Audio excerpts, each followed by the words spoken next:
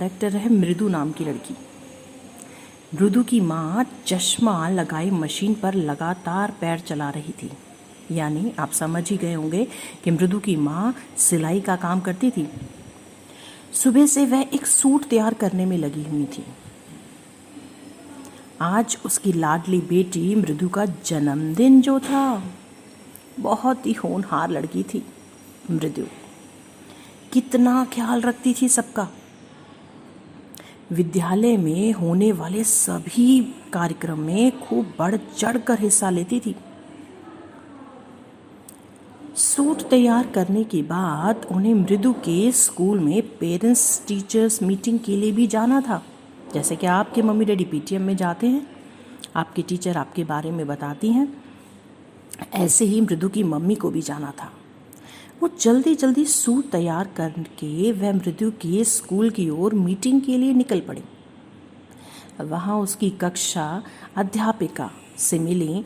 उन्होंने बताया कि विद्यालय के वार्षिक महोत्सव में भाग लेने वाले सभी प्रतिभागी बच्चों को इनाम स्वरूप कुछ रकम मिली है। जैसे कि आपके स्कूल में भी एनुअल फंक्शन होता है और जब उसमें पार्टिसिपेट करते हैं तो आपको भी प्राइज़ मनी या प्राइज़ कोई गिफ्ट मिलता है। ऐसे ही उसके स्कूल में इनाम के रूप में कुछ पैसे मिले थे। जब बच्चों से पूछा गया कि उन्होंने इनाम में मिली राशि का क्या किया, कहा कि मैम मेरा क्रिकेट बैट ना पुराना हो गया था, मैंने क्रिकेट बैट खरीदा है। किसी का कहना था कि मैंने अपने लिए एक प्यारी सी गुड़िया खरीदी है मैम। तो कोई बोला मैंने नई बुक्स खरीदी हैं, मुझे बुक्स पढ़ने में बहुत मज़ा आता है।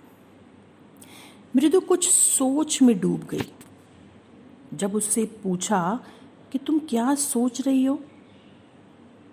अच्छा बताओ मृदु, मैम ने कहा तुमने क्या खरीदा है? वह बोली मैम मेरी माँ सिलाई का काम करती हैं। चश्मा ना होने के कारण उन्हें बहुत तकलीफ़ होती है।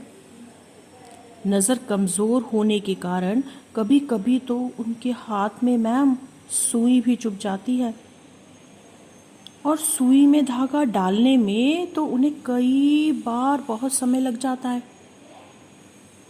मेरी माँ बिना चश्मे के बहुत परेशान रहती है मैम। तो मैंने तो ये सोचा कि मैं अपनी माँ के लिए एक चश्मा खरीद लूँ। जब मैंने पूछा कि तुम्हारी माँ के लिए तो चश्मा तुम्हारे पापा भी खरीद सकते हैं, तो उसने जवाब दिया हाँ, पापा ने माँ को बहुत बार कहा, पर माँ हर बार कहकर टाल देती कि अगले महीने खरीद लेंगे, इस महीने बच्चों के लिए कुछ ले आओ। पूरी बात सुनकर मृदु की माँ फूली नहीं समा रही थी। उन्होंने वही मृदु को लाया हुआ चश्मा पहन लिया और वो बहुत खुश हो रही थी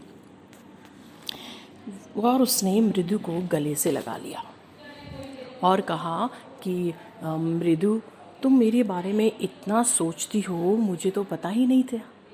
मृदु तुम बहुत अच्छी हो। बच्चों, इस स्टोरी से हम क्या सीखते हैं कि हमारी जो माँ होती है वो भगवान का दूसरा रूप है। जब माँ और पापा हमारे लिए हर चीज़ हमारे लिए अवेलेबल रखते हैं, जो हमें चाहिए, हमारी सारी नीड्स पूरी रखते हैं, तो क्या हमको नहीं उनका ध्यान रखना चाहिए? है ना? हमें भी तो देखना चाहिए कि उन्हें क्या चाहिए। वो तो पूरा दिन हमारे लिए ही काम करते रहते हैं। तो आप लोगों को ये कहानी कैसी लगी मुझे ज़रूर बताना।